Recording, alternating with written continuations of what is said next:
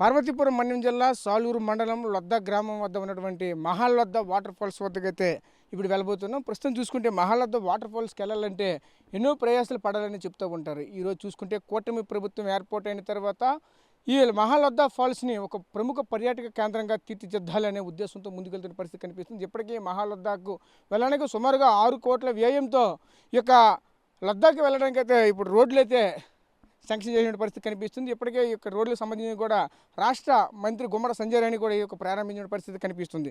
ప్రస్తుతం మహాలొద్ద ఇంత పెద్ద జలపాతం అంటున్నారు. అసలు ఎలా ఉంటుంది ఏంటో చెప్తూ ఉంటే ఒక పక్క బాహుబలి కంటే చాలా పెద్దగా ఉంటుందంటూ కూడా చెప్పుకొస్తున్నారు.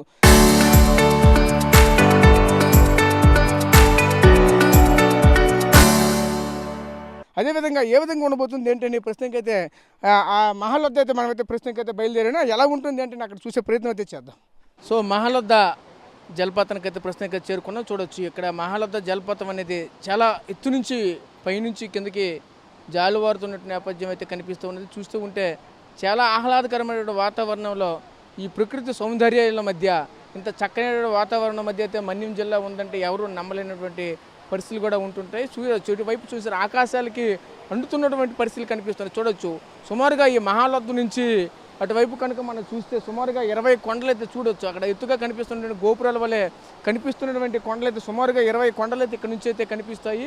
ప్రస్తుతం చూసుకుంటే దేశంలోనే ప్రముఖ పర్యాటక కేంద్రంగా ఈ మహాలొద్దాన్ని తీర్చిదిద్దాలని ఒక ముఖ్య ఉద్దేశంతో కూటమి ప్రభుత్వానికి కూడా ముందుకు వెళ్తున్న నేపథ్యం కూడా కనిపిస్తూ ఉన్నది. ప్రస్తుతం చూసుకుంటే పార్వతీపురం మన్యం జిల్లాలో ఇలాంటి జలపాతాలను ఇప్పటివరకు సుమారుగా 7 జలపాతాలు కూడా ఇప్పటివరకు అయితే తీసుకొని వచ్చిన నేపథ్యం కూడా కనిపిస్తుంది. ప్రస్తుతానికి 7 జలపాతాలను కూడా అభివృద్ధి పదంలో ముందుకు తీసుకెళ్లిన నేపథ్యం అయితే కనిపిస్తూ ఉన్నది. ప్రస్తుతానికి చూడొచ్చు ఇక్కడ మనం చూస్తున్నటువంటి మహాలొద్ద జలపాతం. ఈ మహాలొద్ద జలపాతానికి చూసుకుంటే పర్యాటకుల తాకిడి కూడా రోజు రోజుకి పెరుగుతున్న నేపథ్యం కూడా కనిపిస్తూ ఉన్నది. చూడొచ్చు ఈరోజు చూడొచ్చు ఎంత జనం ఇక్కడైతే ఉన్నారో చూపొచ్చు. చూడొచ్చు వందలాది జనాలు అయితే ఈ యొక్క ప్రాంతంలో వస్తున్నటువంటి నేపథ్యం కూడా కనిపిస్తున్నది. సేద తీరుతున్న నేపథ్యం కూడా కనిపిస్తున్నది. బట్ ఇక్కడికి రావాలంటే ఎన్నో ప్రయాసాలతో కూడుకొని ఉంటున్న నేపథ్యం కూడా కనిపిస్తూ ఉంటుంది. ముఖ్యంగా అయితే మనమైతే చూడొచ్చు ఈ యొక్క ప్రాంతానికి రావాలంటే సుమారుగా 5-6 కొండల వరకు కూడా సుమారుగా ఇక్కడ నుంచి దాటుకుంటూ రావాల్సిన నేపథ్యం కూడా కనిపిస్తున్నది. ప్రధానంగా చూసుకుంటే పర్యాటకంగా ఇదంతా అభివృద్ధి చెందాలనే ధ్యేయంతో ముఖ్యంగా ఈ యొక్క ప్రాంతానికి ఒక ప్రత్యేకించి రోడ్డు మార్గం కూడా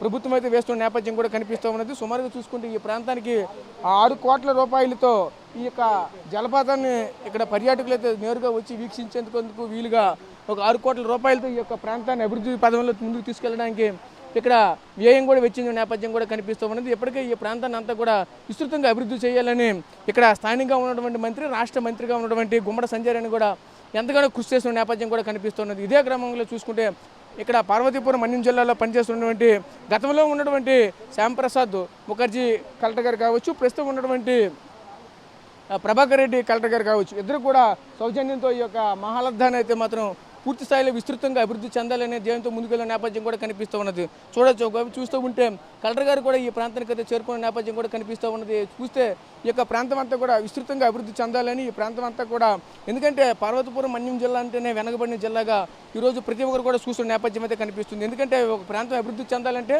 పర్యాటకంగా అభివృద్ధి చెందితే అన్ని విధాలుగా అభివృద్ధి చెందుతారంటూ కూడా చెప్పుకోసిన నేపథ్యం కూడా కనిపిస్తూ ఉన్నది. ఇదంతా కూడా చూస్తూ ఉంటే ఎక్కువగా ఈ ప్రాంతంలో గిరిజనులు అయితే ఎక్కువగా ఉంటారు. ఇక్కడ గిరిజనులకు అభం శుభం తెలియనటువంటి గిరిజనులకి ఈ ప్రాంతంలో ఉపాధి కల్పించాలనే ముఖ్య ఉద్దేశంతో కూడా ముందుకు వెళ్తుంది. అయితే ముఖ్యంగా చూసుకుంటే ఈ ప్రాంతానికి రావాలంటే సుమారుగా 6 కిలోమీటర్లు 7 కిలోమీటర్ల వరకు కూడా ట్రెక్కింగ్ చేయవలసిన పరిస్థితి వచ్చేది గతంలో. ప్రస్తుతానికి చూసుకుంటే ఈ రోడ్డు మార్గం కూడా సుమారుగా ఇప్పుడైతే ఈ సుమారుగా చూసుకుంటే ఈ యొక్క 2 కిలోమీటర్లు మాత్రమే ఖచ్చితంగా ట్రెక్కింగ్ చేయవలసినటువంటి నేపథ్యం కూడా ఉంటుంది. అది ఈ యొక్క 9 కిలోమీటర్లు కూడా ఇప్పుడైతే ట్రెక్కింగ్ చేయవలసిన ఉండదు.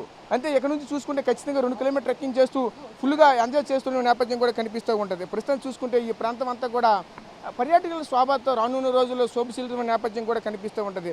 చూడొచ్చు ఇక్కడికి వచ్చిన వాళ్ళంతా కూడా పూర్తిగా ఒక స్టైల్స్ ఇస్తూ ఫోటోలు తీసుకుంటున్న నేపథ్యం కూడా కనిపిస్తుంది. ఎందుకంటే ఇక్కడ అన్ని కూడా కర్రలతో చెక్క కర్రలతో తీసుకుని వచ్చినటువంటి ప్రాంతం ఇదంతా కూడా అన్ని. ఎందుకంటే ఈ రోజుల్లో ప్రతిదీ కూడా ఐరన్తో ప్లాస్టిక్లతో తయారు చేసినటువంటి పరిస్థితుల్లో ఒక్కసారిగా మనం ప్రకృతి ఒడిలోకి వెళ్ళామంటే ఎక్కడ కూడా ఎటువంటి కలుషితం లేనటువంటి వాతావరణం, కల్మషం లేనటువంటి మనుషుల మధ్య ఈరోజు పార్వతీపురం మన్యం జిల్లాలో ఇక్కడ లొద్దా జలపాతం అయితే ఉంటున్న నేపథ్యం కూడా కనిపిస్తూ ఉన్నది.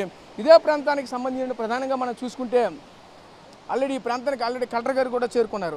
చూడొచ్చు ఒకవైపు అంతా కూడా ఇక్కడ పూర్తిగా జిల్లా అధికార యంత్రాంగం అంతా కూడా ఈ ప్రాంతానికి అయితే చేరుకుంది.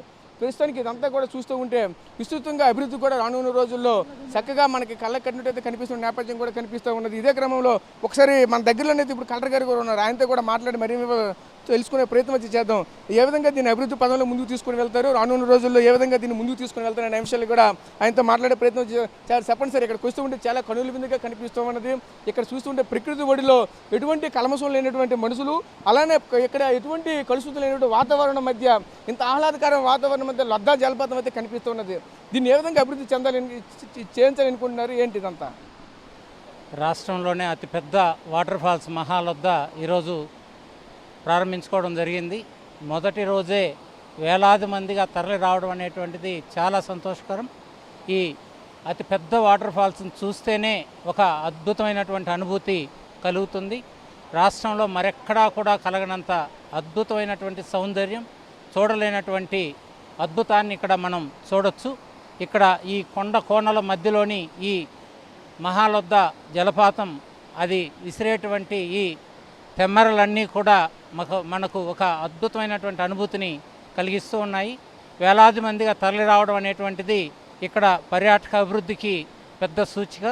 రాష్ట్రంలో మస్ట్ సీ ఏమైనా ఉంది అంటే ఖచ్చితంగా మహాలొద్ద ఒకటి. అంటే దీన్ని ఏ విధంగా అభివృద్ధి పదంలో తీసుకుంటే ఇక్కడ ఉన్నటువంటి గిరిజనులకు ఏ విధంగా వాళ్ళకి ప్రత్యేకంగా వాళ్ళకి ఉపాధికరంగా కావచ్చు, వాళ్ళకి అభివృద్ధి పరంగా కావచ్చు, ఏ విధంగా తీసుకుని వెళ్ళబోతున్నారు? చూస్తూ ఉంటే ఈ ప్రాంతం అంతా కూడా పూర్తిగా వెనకబడిందిగా చెప్పుకునే నేపథ్యం అయితే కనిపిస్తూ ఉంటుంది. ఇటువంటి పర్యాటక కేంద్రం ఏర్పాటు చేయనందువల్ల ఏ విధంగా వాళ్ళ యొక్క స్థితిగతులు ఏ విధంగా మారబోతున్నాయి? ఇక్కడ మొట్టమొదటిగా స్థానికంగా మౌలిక సదుపాయాల కల్పనలో ఈ స్థానిక గిరిజనుల యొక్క పాత్ర చాలా ఎక్కువ. వారందరికీ కూడా ఇక్కడ షాపులు అనేటువంటివి నిర్మించి వాళ్ళకి ప్రాథమిక ఉపాధిని ఏర్పాటు చేయడం జరుగుతూ ఉంది. దాంతోపాటుగా ట్రెక్కింగ్ బాయ్స్ అనేటువంటి వాళ్ళని ట్రైనింగ్ ఇచ్చి గైడ్లుగా ఇక్కడ ఏర్పాటు చేసి వాళ్ళకు ఉపాధి కల్పించడం జరుగుతూ ఉంది.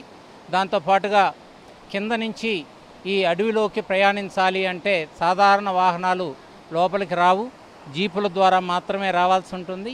సో ఇక్కడ స్థానికులకు, యువకులకి జీపుల్ని ఏర్పాటు చేయించి వాటి ద్వారా రవాణా సౌకర్యాన్ని కల్పించి యాత్రికుల ద్వారా వీళ్ళకు ఉపాధి కల్పించే విధంగా కూడా చర్యలు తీసుకుంటూ ఉన్నాం. అదేవిధంగా బైక్ రైడర్స్ను కూడా ఏర్పాటు చేసి తద్వారా కూడా వాళ్ళకు ఉపాధి కల్పించడం జరుగుతూ ఉంది. ఇవే కాకుండా స్థానికంగా లభించేటువంటి ఏవైతే మిల్లెట్స్, ప్రధానంగా ఈ అడవిలో పండేటువంటి మిల్లెట్స్ అన్నిటినీ, జాక్ ఫ్రూట్ కావచ్చు, అదేవిధంగా డిఫరెంట్ ఫ్రూట్స్ కూడా ఇక్కడ దొరుకుతాయి. వాటన్నిటిని కూడా ఇక్కడ అమ్ముకోవడం ద్వారా వాళ్ళకి మరింత ఎక్కువ ధర లభించి వారి ఆదాయ వనరులు మరింతగా అభివృద్ధి చెందుతాయని చెప్పి మేము ప్రణాళికను సిద్ధం చేశాం. ఇప్పుడు ఇవన్నీ కూడా ఈరోజు ప్రారంభించుకోవడం ద్వారా వాళ్ళకి మొట్టమొదటిగా ఉపాధి అనేటువంటిది లభించడం జరుగుతుంది. సో చూసాం కదా, ముఖ్యంగా చూసుకుంటే ఈ యొక్క వాటర్ ఫాల్స్ వచ్చినటువంటి ఎవరైతే పర్యాటకులు ఉంటారో పర్యాటకుల ద్వారా ముఖ్యంగా చూసుకుంటే ఈ యొక్క ప్రాంతవాసులకు ఎన్నో విధాలుగా అయితే మౌలిక సదుపాయాలు కూడా కల్పించినటువంటి నేపథ్యం కూడా కనిపిస్తుందంటూ కూడా మనతో పాటు చెప్పుకొస్తున్న నేపథ్యం కూడా కనిపిస్తూ ఉన్నది. ప్రస్తుతానికి అయితే చూడొచ్చు ఈ మహాలొద్ద వాటర్ ఫాల్స్ అభివృద్ధి చెందుతుంది, ఈ ప్రాంతం అంతా కూడా సువిస్తృతంగా అభివృద్ధి చెందుతుందంటూ కూడా చెప్పుకొస్తున్న నేపథ్యం కూడా కనిపిస్తూ ఉన్నది. ముఖ్యంగా అయితే మనమైతే చూడొచ్చు, ఏదైతే ఈ యొక్క ప్రాంతం అభివృద్ధి చెందాలంటే ముందుగా ఈ యొక్క ఇటువంటి ప్రాంతాలన్నీ కూడా పర్యాటక పరంగా అభివృద్ధి చెందితే తప్ప కానీ జనరల్గా అభివృద్ధి చెందలేనటువంటి పరిస్థితి కనిపిస్తూ ఉంటుంది. ఒక విధంగా పర్యాటకంగా అభివృద్ధి చెందిందంటే దేశ విదేశాల నుంచి, ఇతర రాష్ట్రాల నుంచి కూడా ఇక్కడికి అత్యధికంగా పర్యాటకులు అయితే వస్తూ ఉంటారు. అత్యధికంగా పర్యాటకులు వచ్చారంటే ఆటోమేటిక్గా ఈ ప్రాంతంలో పండినటువంటి పంటలు కూడా వాళ్ళకైతే ఇక్కడ నుంచి వాళ్ళకి ప్రమోట్ చేసినటువంటి పరిస్థితులు కూడా ఉంటాయి. ప్రత్యేకంగా ఇక గిరిజనుల కోసం అయితే ఇక్కడ క్యాబ్లు కూడా తయారు చేసి వాళ్ళకైతే మోటార్ సైకిల్ కూడా ఇచ్చి వీళ్ళకి ప్రత్యేక ఉపాధులు కూడా మేమైతే కల్పిస్తున్నామంటూ కూడా చెప్పుకున్న నేపథ్యం కూడా కనిపిస్తూ ఉన్నది. ప్రస్తుతం చూసుకుంటే ఈ మహాలొద్ద వాటర్ ఫాల్స్ అయితే రానున్న రోజుల్లో ప్రముఖ పర్యాటక కేంద్రంగా మారబోతుందంటూ కూడా మనతో పాటు జిల్లా కలెక్టర్ ప్రభాకర్ రెడ్డి కూడా మనతో పాటు చెప్పుకున్న నేపథ్యం కూడా కనిపిస్తూ ఉన్నది. ప్రస్తుతం ఇది మహాలొద్ద వద్ద ఉన్నటువంటి తాజా పరిస్థితి. Local to global news at your finger tips. మీ చేతిలో ఒక ఆయుధం. Download R TV app. Media legend Ravi Prakash is back.